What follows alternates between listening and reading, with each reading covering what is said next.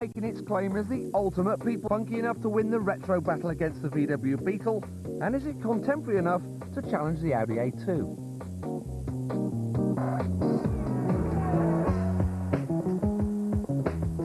Fun, cool, cheeky, stylish, the new Mini looks striking from every angle, and it appears bigger than it actually is. It may look a bit like the old Mini, but that's where the similarities end, because this car is a totally different animal. It's a Beamer.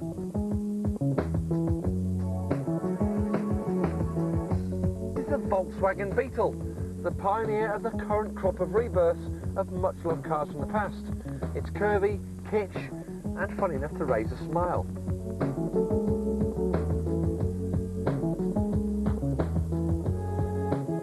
It's small on the outside, but big on the inside, and it's made of lightweight aluminium, so it hardly takes any power at all to push it down the road at a decent speed. The only downside is the price.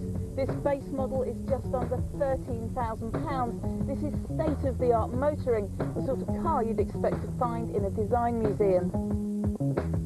As usual, we score each car for drivability, practicality, desirability and cost of ownership. The car with the highest score at the end of the show wins. More from the Driven 100 later. But now, is your car safe?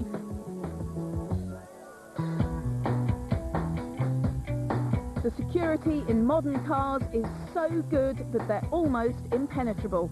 So the thieves are after something else. The car key. If a thief gets this, he's got your car. This new approach to car theft is becoming so widespread that it's even got a name, key crime. And in a TV exclusive, Driven have joined forces with the Metropolitan Police to bring you the findings of the first ever key crime study. And it makes for very scary reading indeed. The police told us that 1,500 car keys get stolen in the London area alone.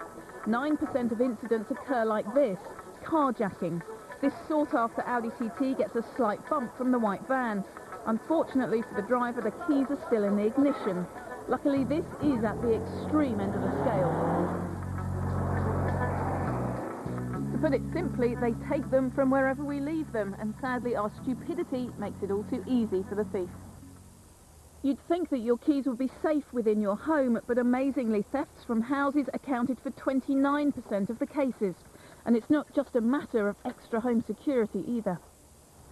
That's because most people leave their car keys on a desk in the hallway, so all the thief needs is a bamboo cane with a hook on the end to poke through the letterbox. I'll have those back, thank you, sunshine.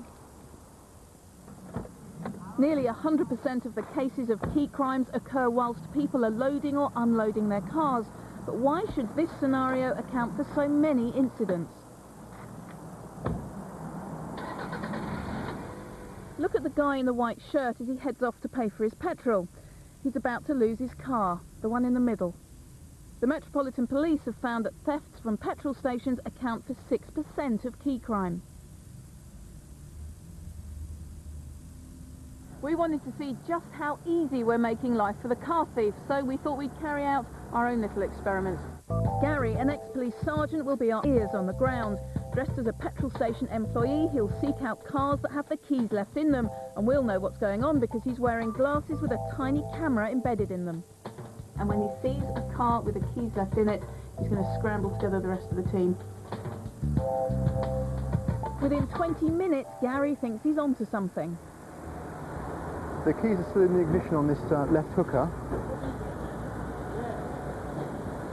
And he's out of the vehicle. The guy's filling up. We just need to see if he's going to take them out of the ignition. He's coming into the shop. As Gary went to grab the keys, the owner of the car didn't have a clue what was going on. Hello, sir. Could you give us a moment, please? Would you just like to have a word with this young lady? Hi. We don't mean to scare you, but we're from Channel 4, a television show about cars. We're doing an investigation into cars being stolen from the forecourt because people leave their cars in the ignition. But were you worried somebody was really going to take your car? Yeah. You didn't come running out? No, I was just looking and I saw the gentleman going around and I said, what's happening in there? So that could have been it? That could have been your car? Yeah, that could have been the one, yeah. You're going to be doing that again? No, I'll do the last time. But truly, it's no laughing matter. If you lose your car in this way, your insurance won't cover you. We've got some copies of some very standard car insurance policies from some of the biggest insurers, and let me read you what it says. We will not pay for loss by theft or attempted theft while the ignition keys are in or on your car. I never read the small print, you probably never do, but how many of us can afford to lose £10,000 or £20,000 worth just like that? Well, judging by our little experiment, far too many of us. Part-time cab. I haven't seen the keys yet to this vehicle, so I'm not sure where they are. They're in the ignition. We have a runner with the taxi. Hello there. Hello. You about to go off in your car? Sorry? Okay. Where you go?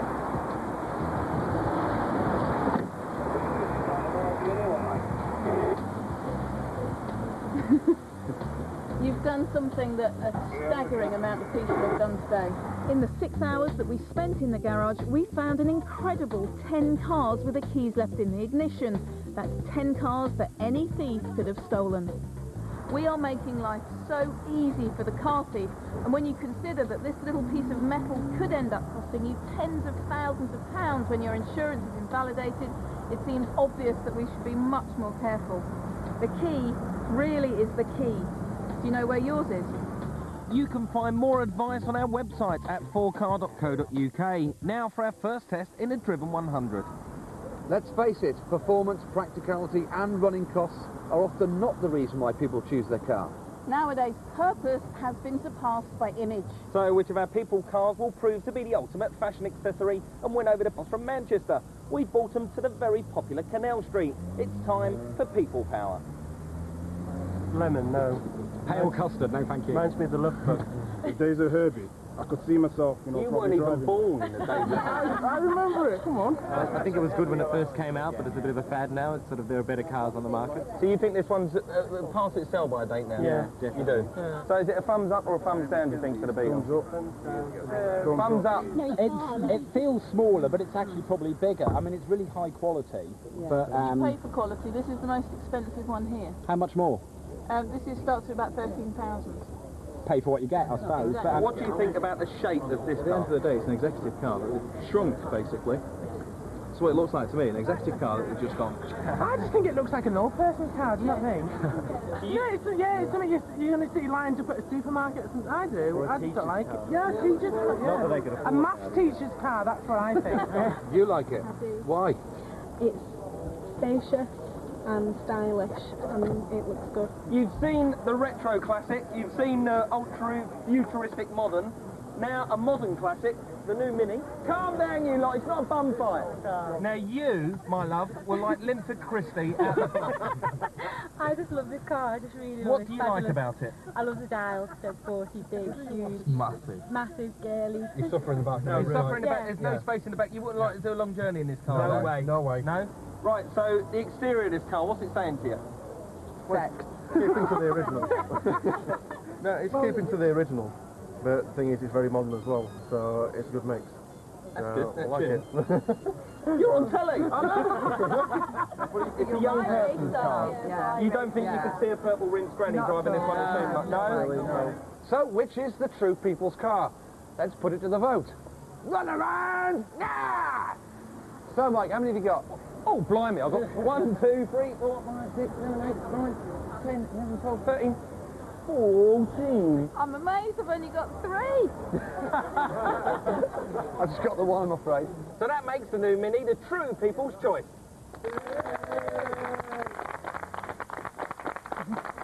It's a unanimous decision and we agree. The Mini is a stunner and scores a massive 23, whilst the Audi and the Beetle don't come close. It's the mid-80s, you've got the killer job, money to burn, and a car that really gets downstairs smouldering. The BMW M3, designed for the track, was launched in 1987. Now the new M3 is here, and salivating purists will be hoping it's even better than the original.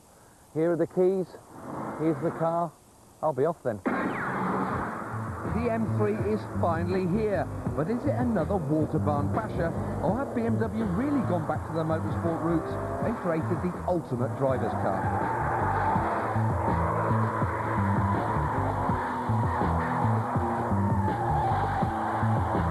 I really like this, but then again, so I should.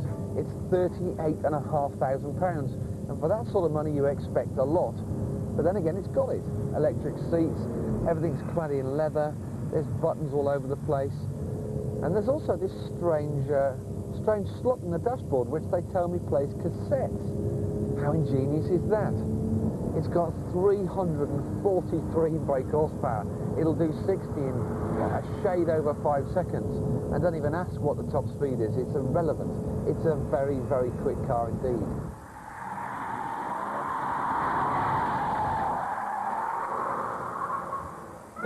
One glance at the M3's bulging gangster suit tells you that it's designed for a little more than the supermarket run, and it has to be, considering it's up against the Audi RS4, the Porsche 911 and the TVR Tuscan. One of the great things about the M3 is just how responsive the chassis is. Of course, it's got a great engine and it goes like stink, but everything's very reactive. It's very well, by a bit of oversteer, look. Maybe it's a bit too much oversteer there. But you can see, I mean, we were well out of shape, and yet we still got it back. The M3 can do all things for all people. It's big enough to seat 4, and there's enough boot space for all the shopping. But more than anything else, it's hot. Oh, that's better. Right, off you go. Oh, where's that breeze? Oh, that's wonderful.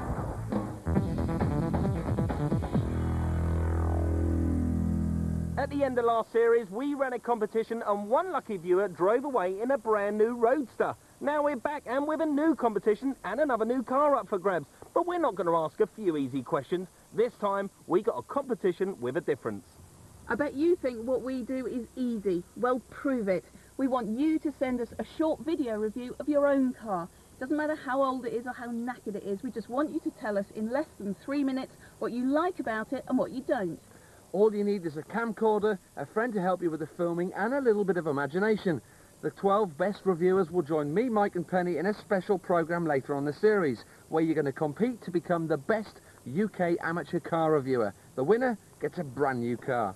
To win a brand new Volkswagen Lupo GTi, courtesy of jamjar.com, the internet car retailer, log on to 4car.co.uk for full details of how to take part, or call 0901 222 2000. The closing date for entries is 8th of October, so get filming.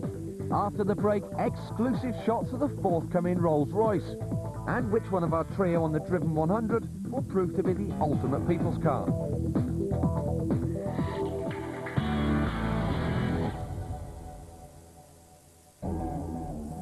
Truth is, whole generations, not simply because of the way they look, but because of how practical and functional they are to use every day.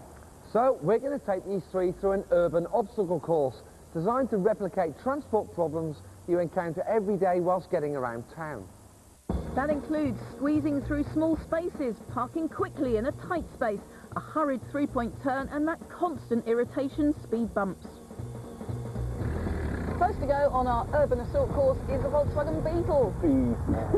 Now this is going to be bumpy. Mind you, you've got so much headroom in here. No, come on, that's for you two at the front. How about me in the back? Look, I'm going to bash me syrup off in a minute. Now, look, I'll keep whacking me Swede on this thing here. I can't see a thing. Why can't you see a thing? Can't you judge the corner? Because I can't. You're right in the way. Well, I'm sorry, sweetheart. Well, go back until you hear a bump. You'll be all right.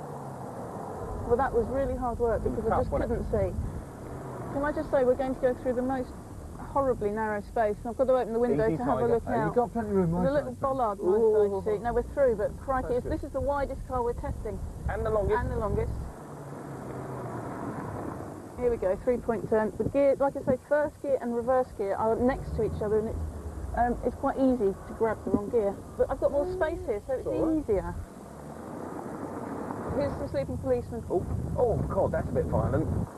I'm not sure that I could live with this car on a day-to-day basis, just because the tight manoeuvring things, the places you find yourself in all the time would become a bit of a drag because you just can't see enough. Another 60s icon, the new Mini One. It's great, isn't it? Fantastic. Right, I'm going to try and reverse it into this space. I say try, obviously it'll be a double. Well, just looking back, it looks like you've got much better rear visibility. Well, I've got much less of a car. The steering is heavier. I think you're going a bit too acute. Well, you just keep your mouth shut and I'll get on with the job in here. Oh, dear. Now I'm going to try and get through this little narrow gap again. steering is much heavier than the Beetle. But I don't even need to open the window this time, I can just whiz through. No, you did clip it. Oh, did I? Yeah. Whoops. So we're going to have a 3-point turn. I'm going to try the 3-point turn. It's got a 10.6 metre turning circle, this car. That's a third of a metre tighter than the Beetle. It made an awful big difference. Are you ready for this? Yeah. Oh! Oh! Oh, that's It is quite a hard drive. It is, but not as bad as I thought it was going to be. Funny enough, I was actually more comfy in the Beetle. So was Seating I. position was better. However, I want to be in this one. Enough for that retro stuff. This is a sophisticated, grown-up version of a small car for the 21st century, isn't it? Now I'm going to try and reverse in. Again, steering is lovely and light like the Beetle. And I've got little extra windows in all the corners so that I can see... So you think this is easier to park than the Mini? Yeah, because it's lighter steering, isn't it? We're going to get a cab to the curb pen. Miles to that you can dig it out. curb.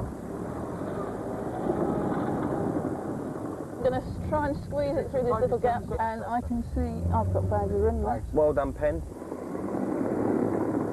Steering, actually, having done this, it's somewhere between the Mini and the Beetle. It's not as light as the Beetle, but it's not as heavy as the Mini. Oh, violent Ready? speed up. Hold on to your hats. Here we go. Oh, that's hard. So what do we rate to the A2 then?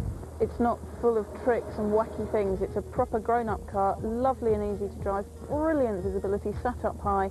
For me, this is the best one. This seems a good place to park. Too bad the pub's shut. The Audi is clearly the car for the people when it comes to daily manoeuvres. But what about boot space and all your other needs? Time to score.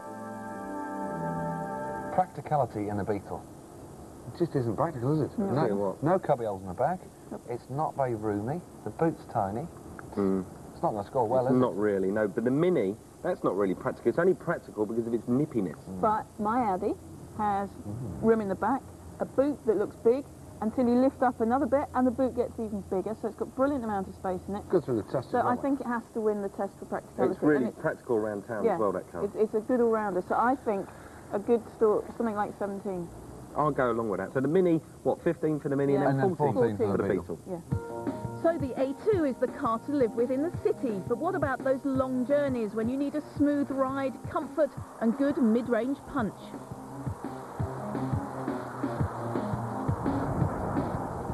Are we there yet, Jay? We've been going for hours. How's it in the back, Pen? It's all right, but no, I mean, they're fairly comfy seats, but I think on a long journey, I'm sat so upright, I'm going to get backache. You'll love this. This seat goes down to the basement. Look, if I push this handle... Going down. Going down. Look how low I get in this car. Now, we've been overtaking lorries in this with abandon, should I say. This car does feel pretty well planted. It does feel like a limpet. There has been no wobbling overtaking vehicles, and we've been coming across some high winds as well. Considering this car's really all about styling, it's heavily styled, they probably haven't given aerodynamics a great deal of thought. It's not much wind noise, isn't it? I could quite happily sit here and do a long journey. The only problem that I can find with it is I'm a little bit more nervous in this car because you can actually feel this car the road. It jitters around the road a bit more. It's more kart-like. I've had to take my shoes off because there's no way I could jam my feet, and they're not that bad.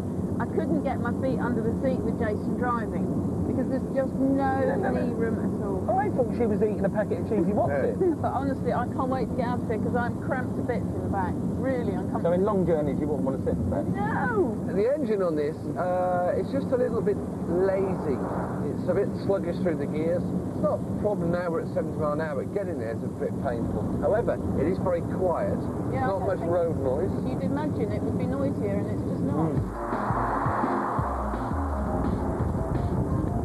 I am so glad we're finishing off our journey in the Audi A2 because at last I've got some space and I'm comfortable. The floor is really low, the seats are a bit higher, so I've got masses of space in the footwell. It couldn't be more different from the Mini. The engine feels quite a bit more racy in this, even though it's only a 1.4. It's just a bit more lively, do you think? Yeah, I just can't believe how quiet it is. And this car's got the lowest drag coefficient of the three cars as well. It's very slippery through the air, so we get very little wind noise, very little tyre noise as well. Now we've overtaken a few lorries in this A2. Because it's high-sided, you would expect it to be a little bit more blowy, a little bit more unstable. But to be honest, there's been no drama whatsoever. The Audi is way out in front when it comes to a long journey, but how do they score on overall driving experiences? In terms of driving those cars and getting to here, it was a long slog on the motorway, and I wouldn't want to have been in the back of that Beetle with you, Pen. No, not good in the back. But as the... But then again, it wasn't good in the back of the Mini, but what a great drive that was. That's a fantastic drive. Great steering, fantastic gearbox. It That really is Mini- a driver's little car. The Mini is everything you dreamed the new Mini It was should going to be, be, yeah, isn't exactly. it? Absolutely superb. But then again, drive. the A2 is does it. it's good Yeah, at I know. everything. I don't think the A2 should be better than the Mini. No, it's not as exciting. It's No. slightly dull, but it's just very clever. I that think car. the Audi and the Mini have to score incredibly highly because they are brilliant to drive. So, 19. 19? 19, yeah, it's a apiece. great little drive. And the Great Beetle drive. is It's not a bad drive. it's comfortable, but you're behind it instead of in it. It's Difficult just to park. 17. 17's fair. Yeah.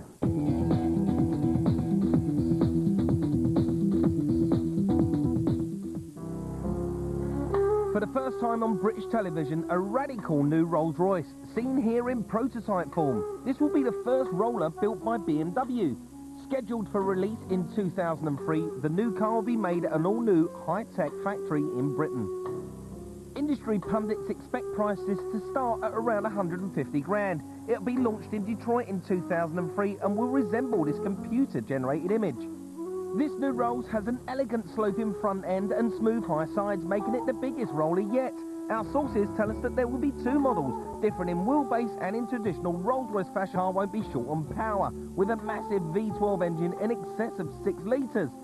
So what with a BMW Mini and now a BMW Roller, what are they going to pinch off us next? Watch your backs, TVR. Disappointed that there's no Earls Court Motor Show this year? Well, don't be. If you're thinking of buying a new car, we're holding our own unique event, Motordrive, in the middle of the UK, where you get to drive the cars with us. For tickets, log on to 4car.co.uk. 3 tests down and we think we've got a winner. But how much will these cost you to run over 3 years, taking into account servicing, depreciation and fuel? Now, cost of ownership. The Beetle is the most expensive car to run here. It's 37p a mile. That gives it a score of 20. Now this Audi is a shade over 13 grand to buy. It is 36.63p a mile to run, which is fantastic, I think. Give that a score of 20. But listen to this. This is £10,300 to buy. Cheap. 33 pence a mile. It's going to give it a score of 21. But for another 100 quid on top of the retail price, you get 5 years or 50,000 miles free servicing. Holy cow. That's a bit of a deal, isn't it? Time for the winners and losers. In last place, it's the VW Beetle. You just can't reinvent an icon by slapping a funky body on a Golf, and as a result, it's compromised, and it scores 67. Have no doubt, this is the future. A great all-rounder, but just a bit too serious for a people's car. It scores 72. The Mini is this week's winner. A fantastic drive, resolutely nippy, and still the sweetest looker around. It's our top scoring car this year with 78 points. It took a car as good as the new Mini to show us quite how good the Audi A2 is. It's truly modern, but it doesn't quite have the cheeky styling to beat the new Mini. Which is this week's winner. It's really good value, cheap to run, and it puts a big, big smile on your face. But is it the ultimate people's car? We think so, and that's why it's got the highest score ever in the Driven 100. Will it be our car of the year? Well, you just have to keep watching and find out. We'll see you next week. Next week on Driven, I go back to race school. And in the Driven 100, soft tops in the rain. How much fun can you have in a new Astra Cabriolet? You can find out at the same time, 8 o'clock next Tuesday.